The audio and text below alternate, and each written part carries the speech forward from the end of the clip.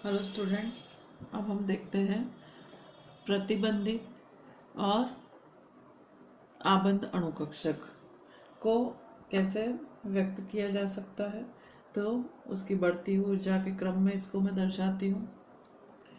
यहाँ पे मैंने लिया है साई ए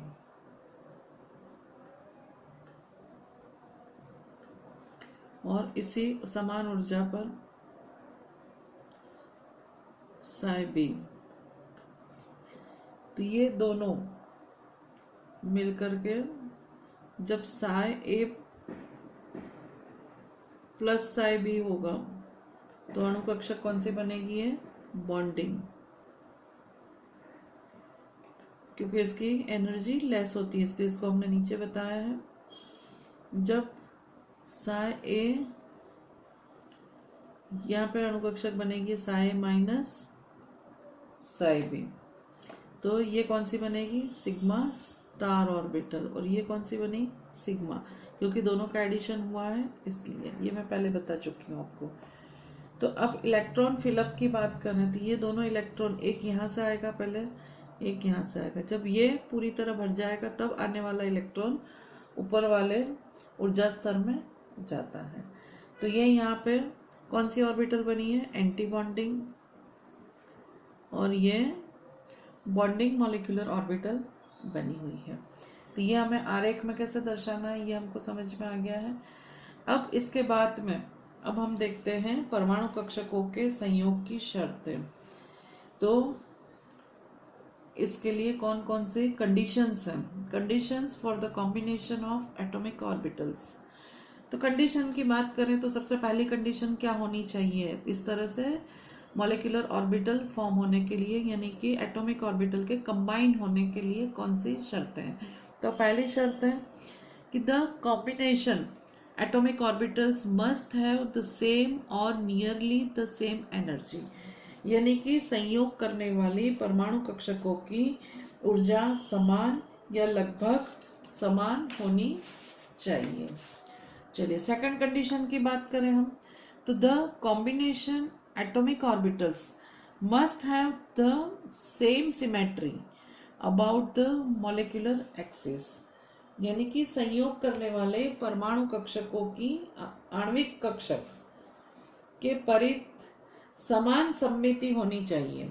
यानी जो परमाणु कक्षक के आपस में संयोग कर रही है उनकी सिमेट्री अणुकक्षक के समान होनी चाहिए।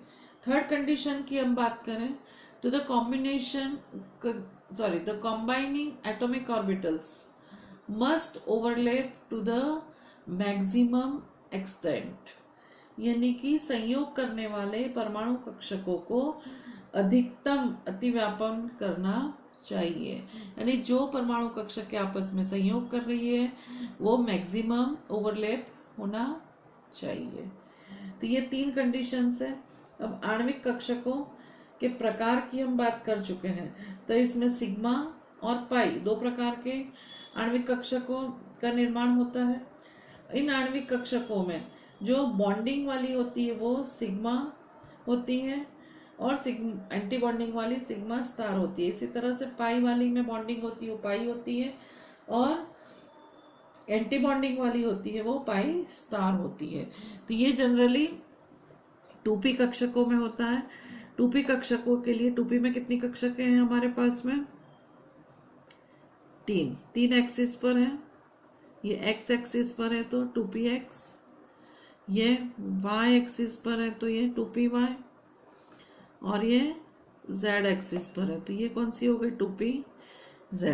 अब हम बात करें तो x और x, 2px और 2px कंबाइन होती है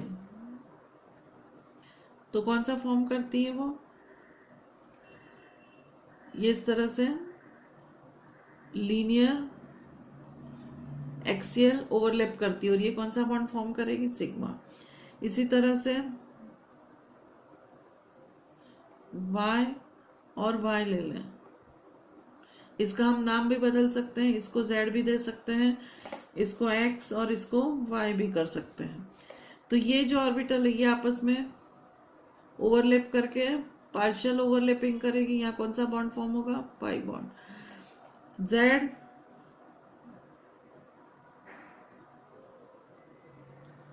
ये कौन सा बॉन्ड होगा, पाई बॉन्ड। तो इस तरह से दो ऑर्बिटल कौन सा बॉन्ड फॉर्म करती है, पाई, और एक ऑर्बिटल 2p में कौन सा फॉर्म करती है, सिग्मा बॉन्ड।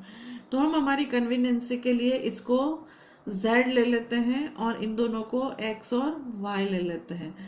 तो जब z orbital bonding molecular orbital form करेगी तो इसमें कौन सी ऑर्बिटल बनेगी, सिग्मा 2p z और सिग्मा स्टार 2p z। ये बॉन्डिंग होगी, ये एंटी बॉन्डिंग। इसी तरह से पाई 2px is equal to 2py, दोनों के सी समान है, तो ये कौन सी हो गई, बॉन्डिंग। और pi star 2px is equal to pi star 2py, तो ये कौन सी हो गई, एंटी बॉन्डिंग। ये हमें अच्छे से समझ में आ गया है कि बॉन्डिंग और एंटी बॉन्डिंग ऑर्बिटल कैसे फॉर्म होती हैं। अब इसके लिए कि ऊर्जा स्तर आरेख बनाना है हमें, तो ऊर्जा स्तर यानी कि एनर्जी लेवल डायग्राम बनाते हैं। तो एनर्जी लेवल डायग्राम बनाने के लिए कुछ बातें हैं वो हमें ध्यान में रखना है। दो प्रकार के होते हैं ये। तो जब इन आणविक कक्षकों के एनर्जी लेवल डायग्राम हम बनाते हैं तो इसमें द्वितीय आवर्त के यानी सेकंड पीरियड के समनाभिकीय जो द्विपरमाणु अणु होते हैं, कौन से होते हैं उसके अणु, O2, F2 एटसेट्रा, तो वो कैसे मोलिकुलर ऑर्बिटल डायग्राम फॉर्म करते हैं। The increasing order of energies of various molecules molecular orbital for O2 and F2। तो इसके लिए एनर्जी लेवल डायग्राम क्या होगा, तो O2 F2 इसके लिए सबसे पहले सिग्मा 1s, फिर उससे ज्यादा किसकी एनर्जी होगी, सिग्मा स्टार 1s, फिर सिग्मा 2s, फिर सिग्मा स्टार 2s, फिर सिग्मा 2pz, उससे कम pi 2px is equal to pi 2py, less than pi star 2px is equal to pi star 2py, less than sigma star 2pz। ये energy level diagram है इसका। इसके बाद में हम यदि द्वितीय आवर्त के दूसरे तत्व हैं जैसे कि lithium Li2, Be2, B2, C2, N2 इनकी बात करें तो इनके लिए एनर्जी लेवल डायग्राम में थोड़ा सा वेरिएशन यहाँ पे आता है। तो इसके लिए भी शुरुआत तो सिग्मा 1s, फिर सिग्मा स्टार 1s, फिर sigma 2s, sigma star 2s, यहाँ तक कोई प्रॉब्लम नहीं है। इसके बाद ये z यहाँ नहीं आता है, ये वाला पहले आएगा, तो pi 2px is equal to pi 2py, फिर ये यहाँ शिफ्ट हो जाएगा सिग्मा 2pz, इससे कम यही आएगा pi star 2px is equal to pi star 2py, less than sigma star 2pz। सिर्फ फर्क कहाँ है, O2 और F2 में 2pz पहले आता है और पाई 2px 2py बाद में आता है। इसमें पाई 2px 2py बाद पहले आता है और ये बाद में आता है। सिर्फ इतना ही वेरिएशन होता है इसमें, और इस आधार पर हम इसके डायग्राम बना सकते हैं। अब हम बात कर रहे हैं इलेक्ट्रॉनिक विन्यास और उसके आणविक व्यवहार की, यानी कि electronic configuration and molecular behaviour. तो इलेक्ट्रॉनिक कॉन्फ़िगरेशन की बात करें हम,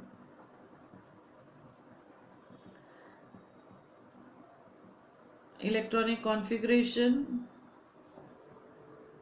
एंड मॉलिक्यूलर बिहेवियर।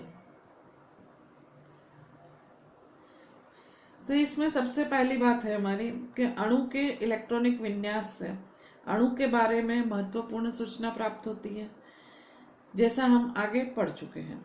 अब अणुओं के स्थायित्व की बात करें हम, तो यदि आबंधी आणविक कक्षक में उपस्थित hello students, chapter 4 chemical bonding and molecular structure, रासायनिक आबंधन तथा आणविक संरचना।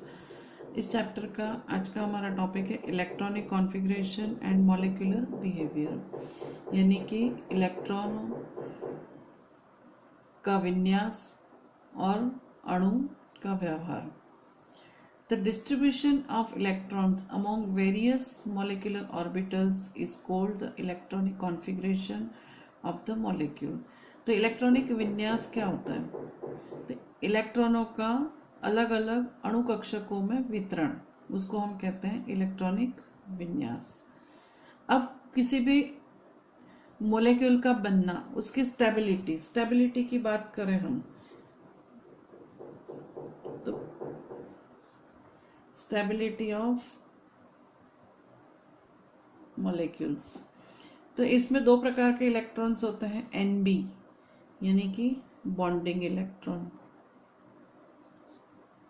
Na is anti bonding. ये हम आगे पढ़ चुके हैं। तो इसमें दो चीजें हमको ध्यान रखनी है, Na और Nb क्या है, हमको समझ में आ गया है। The molecule is stable if Nb is greater than Na।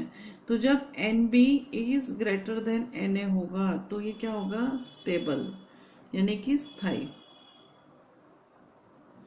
और जब the molecule is unstable when Na is greater than Nb। तो जब Na ज्यादा होगा तो वो कैसा होगा, अनस्टेबल यानी कि अस्थायी अणु का निर्माण होगा। ये चीज हमको क्लियर हो गई है कि इलेक्ट्रॉनों में बॉन्डिंग इलेक्ट्रॉनों की संख्या ज्यादा होनी चाहिए तो ही वो स्थायी अणु का निर्माण करती है। इसके साथ में एक चीज हमको और पढ़ना है, बॉन्ड ऑर्डर, आबंध कोटि।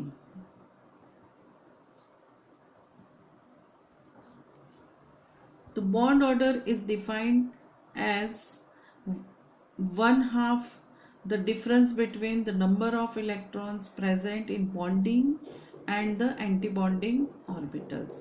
यानी कि आबंध कोटि क्या होती है, वह बंधी इलेक्ट्रॉनों की संख्या और प्रतिबंधी इलेक्ट्रॉनों की संख्या के अंतर का आधा मान जो होता है उसे हम आबंध कोटि कहते हैं। यानी कि bond order is equal to 1/2 Nb minus Na। तो बॉन्ड ऑर्डर को ब्रीफ में हम BOB लिख सकते हैं। तो bond order is equal to 1/2 Nb minus Na। बंधी और प्रतिबंधी कक्षकों में स्थित इलेक्ट्रॉनों की संख्या के अंतर के आधे मान को हम आबंध कोटि यानी बॉन्ड ऑर्डर कहते हैं। अब इनका जो नेचर होता है, नेचर ऑफ बॉन्ड,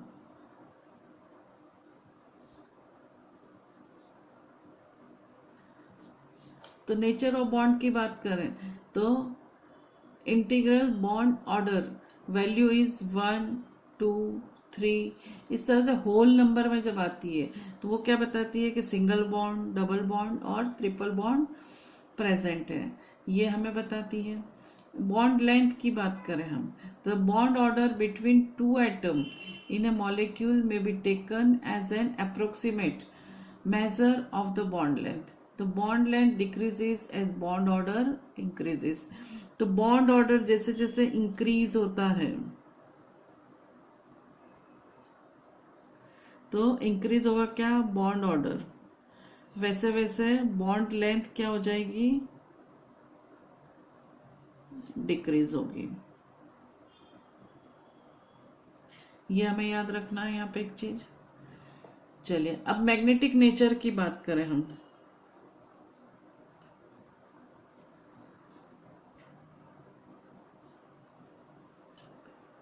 तो मैग्नेटिक नेचर की बात करें तो all the molecule orbitals in molecule are doubly occupied.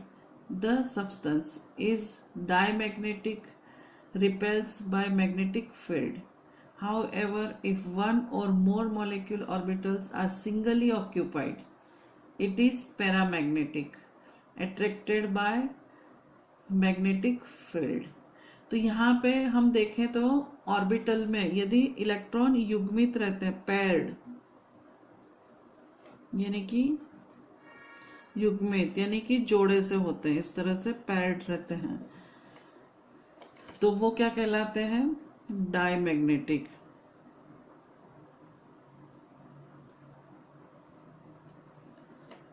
क्यों?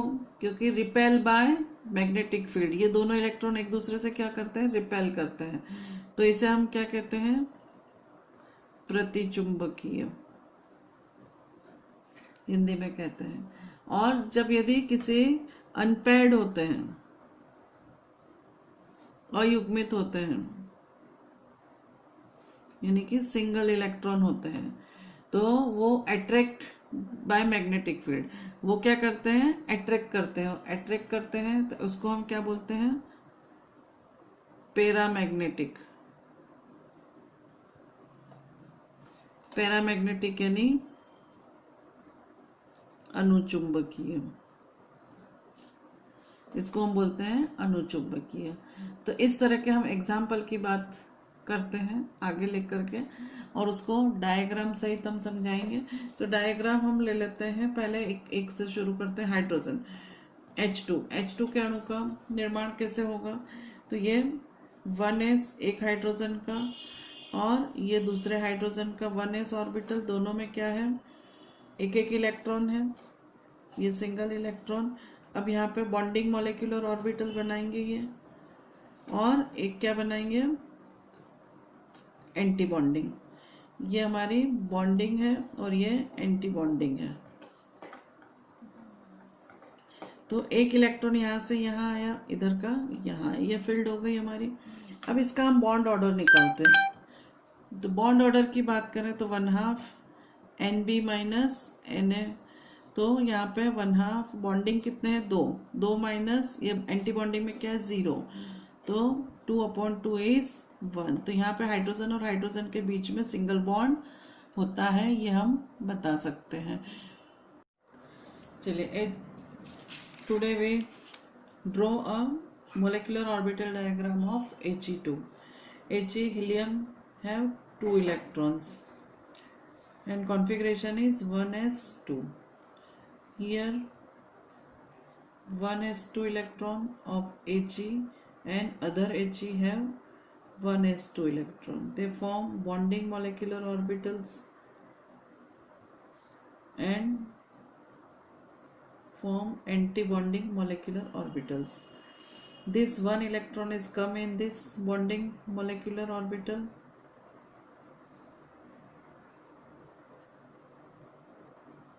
and this one is anti-bonding. This one is sigma 1s and this one is sigma star 1s. Come one electron from here and one electron from here. Second electron and second electron. Bond order is equal to 1/2 NB minus Na is equal to 1/2 2 minus 2 is 0. Bond order is 0, so the He molecule is not formed.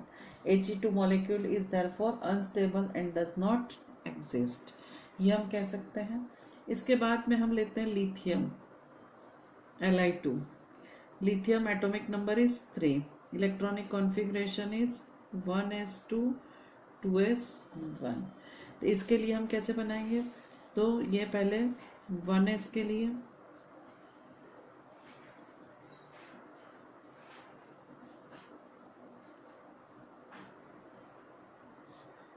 Bonding,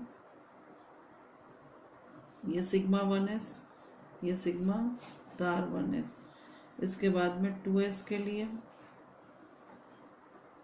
sigma 2s sigma star 2s।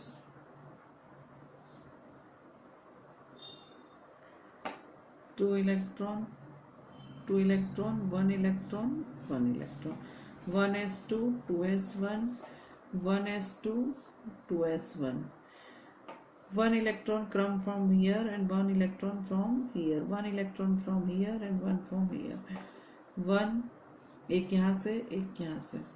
अब bond order निकालते हैं। Bond order is equal to 1/2 NB minus NM। तो यहाँ पे bonding में कितने हैं, sigma 1s में 2 और सिग्मा 2s में 2, कितने हो गए 4, माइनस एंटी बॉन्डिंग में कितने हैं 2। तो यहाँ पे 2 - 2 तो 1 क्या आएगा 1। तो लिथियम और लिथियम के बीच में सिंगल बॉन्ड होता है, ये हम कह सकते हैं। इसके बाद में हम देखते हैं कार्बन मॉलिक्यूल C2। कार्बन का क्या होगा 1s2 2s2 2p2। तो इसके लिए हम कैसे बनाएंगे 1s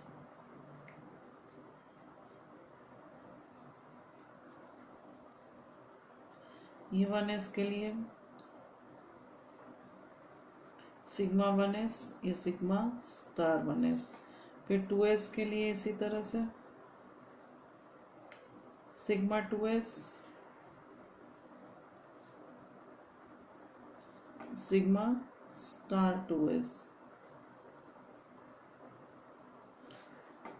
अब हमारा P के लिए, तो P में कितने होते हैं सबशेल 3, तो P के लिए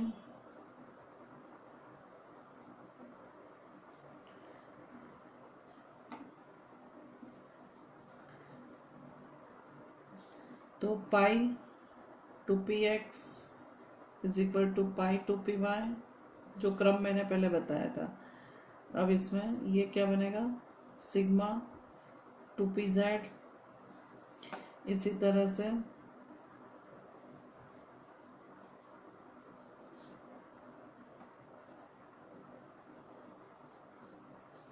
पाई star 2px is equal to pi star 2py और ये सिग्मा स्टार 2pz। तो अब ये कार्बन के लिए 1s2 2s2 2p2, 1s2 2s2 2p2, 2 2 4 और ये 2 6, 2 2 4 2 6। इलेक्ट्रॉन फिलअप करें तो 2 यहाँ हो जाएंगे, 2 यहाँ, 2 यहाँ, 2 यहाँ। अब एक इलेक्ट्रॉन यहाँ आता है और एक इलेक्ट्रॉन यहाँ आता है, फिर दूसरा इलेक्ट्रॉन पैरिंग करता है, दूसरा इलेक्ट्रॉन पैरिंग करता है। तो bond order is equal to 1/2 NB minus NA। तो क्या होगा बॉन्डिंग में कितने हैं 2 2 4 और 4 8 इलेक्ट्रॉन, और एंटी बॉन्डिंग में कितने हैं 2 और 2 4।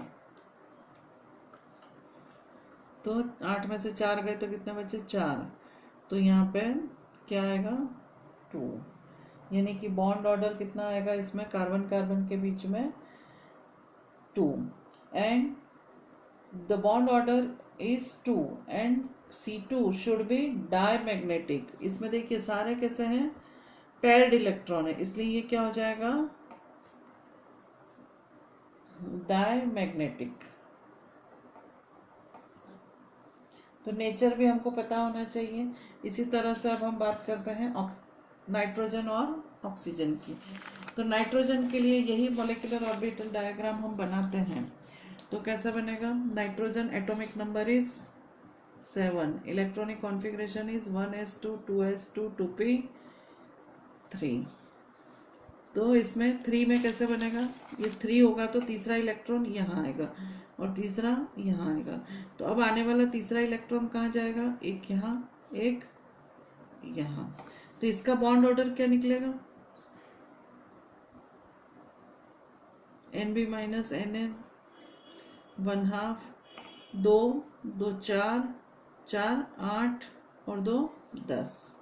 तो 10 - 2 and 2 4। तो बॉन्ड ऑर्डर इज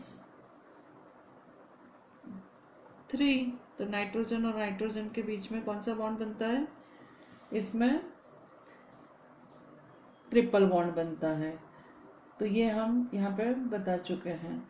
चलिए, तो इस 3 में भी क्या बनेगा, एक सिग्मा बॉन्ड और 2 पाई बॉन्ड बनते हैं। ये 2 पाई बॉन्ड और ये कौन सा बनता है, सिग्मा बॉन्ड। तो बीच में जो बॉन्ड होता है वो नाइट्रोजन नाइट्रोजन बीच वाला सिग्मा बॉन्ड होता है, ये पाई बॉन्ड, ये भी पाई बॉन्ड होता है।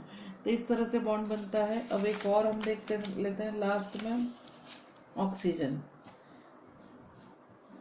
Oxygen atomic number is 8, 1s2 2s2 2p4। इसका डायग्राम बना रही हूँ मैं, देखें आप अच्छे से। थोड़ा सा इसमें वेरिएशन होता है। ये 1s2, तो इसमें से sigma 1s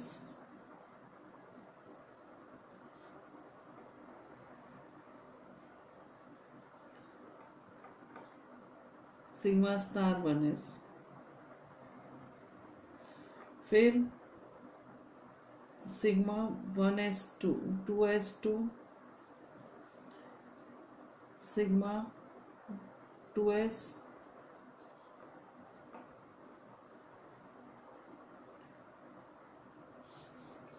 and sigma star 2s। ये चीज़ें एक के ऊपर एक आनी चाहिए, ये ध्यान रखना है हमें। अब P की बात करें हम, इसमें कितने 4 इलेक्ट्रॉन हैं। अब यहाँ पे पहले एनर्जी लेवल में कौन आएगा, सिग्मा 2pz।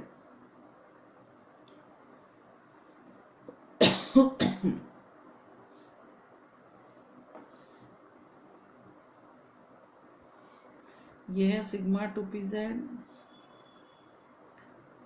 फिर pi 2p x is equal to pi 2p y।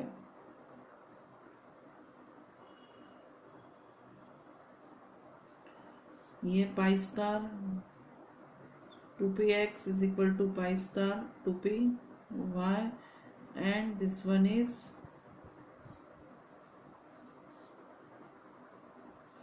Sigma star 2pz। तो पहले यहाँ मैंने पाई 2px 2py लिया था नाइट्रोजन तक। अब सिर्फ परिवर्तन यहाँ आता है, ये मैं आगे बता चुकी हूँ आपको। तो अब 2 इलेक्ट्रॉन यहाँ फिलअप हुए, 2 यहाँ, ये चारों कंप्लीट हो गए, ये यहाँ। अब 4 इधर और 4, 8 इलेक्ट्रॉन है। तो पहले एक यहाँ पे, 2 3 4 5 6 7 एंड 8 इलेक्ट्रॉन, ये कंप्लीट हो गया हमारा।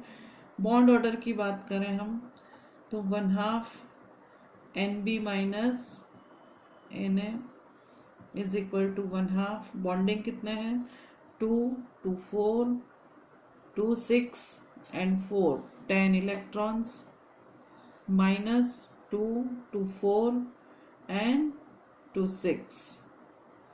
तो ये हो गए। तो अब कितने आएंगे, बॉन्ड ऑर्डर इज 2। तो ऑक्सीजन और ऑक्सीजन के बीच में कौन सा बॉन्ड होता है, डबल बॉन्ड होता है।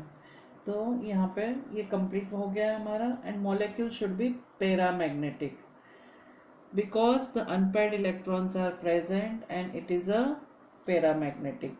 तो ये हमको समझ में आ गया अच्छे से कि कैसे मॉलिक्यूलर ऑर्बिटल डायग्राम बनते हैं, जो कि एग्जाम में आपको बार बार पूछे जाते हैं। अब इस चैप्टर का लास्ट टॉपिक हमारा है हाइड्रोजन बॉन्ड। ये भी इंपॉर्टेंट टॉपिक है, एग्जाम में पूछा जाता है। What is hydrogen bond, there are nitrogen oxygen fluorine are highly electronegative element. ये कौन से हैं, इलेक्ट्रोनेगेटिव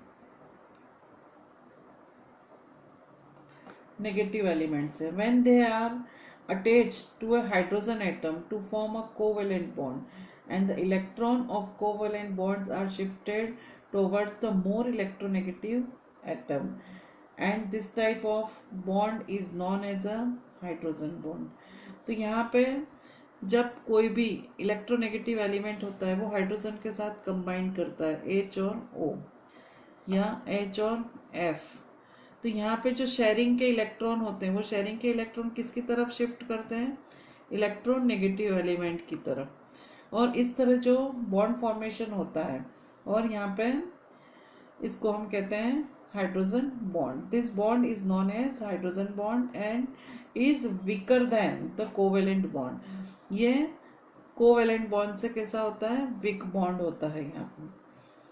तो इसके लिए हम एग्जांपल लेते हैं HF। तो H और F, फिर H और F का दूसरा मॉलिक्यूल H और F, तो ये फ्लोरीन और ये हाइड्रोजन, ये आपस में, ये इसको हम डॉटेड से लाइन से बताते हैं। तो here hydrogen bond act as a bridge between two atoms. ये दो एटम थे, एक ये और एक ये, तो दो एटम के बीच में हाइड्रोजन बॉन्ड ने किसका काम किया है, ब्रिज का काम किया है यहाँ पे। And which holds one atom by covalent bond and the other by hydrogen bond. तो इधर यहाँ कौन सा है, कोवेलेंट बॉन्ड है, और ये कौन सा है, हाइड्रोजन बॉन्ड है यहाँ पे।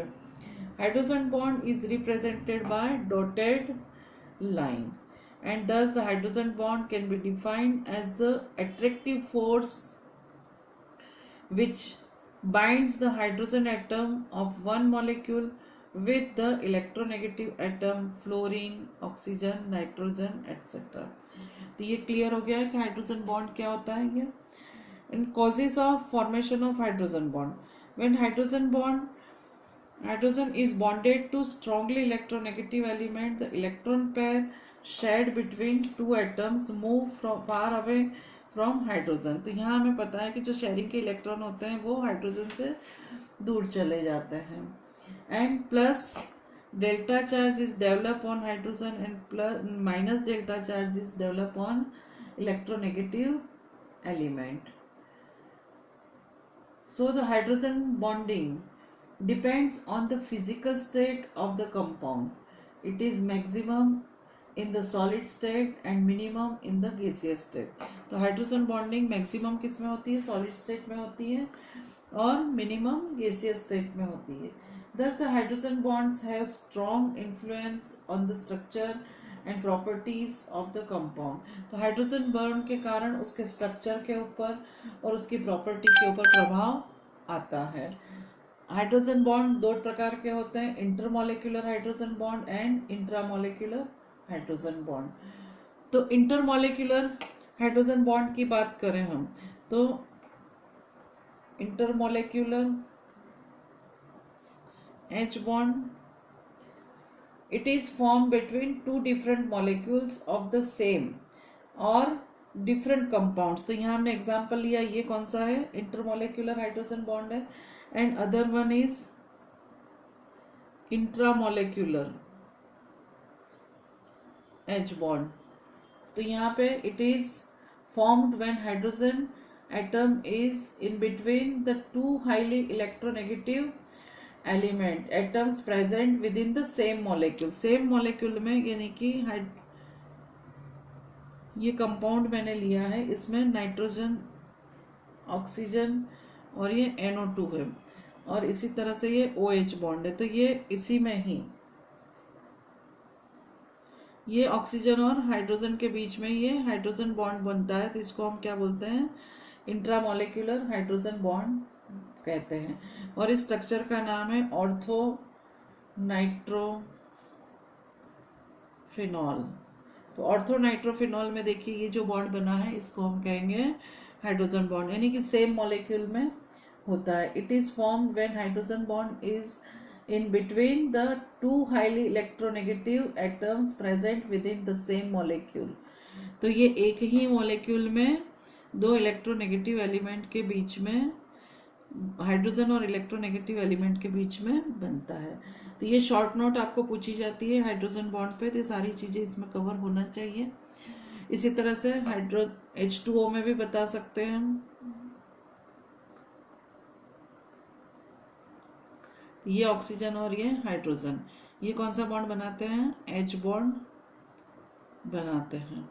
तो इस तरह से ये एग्जाम्पल लेकर के हमें इसको कंप्लीट करना है।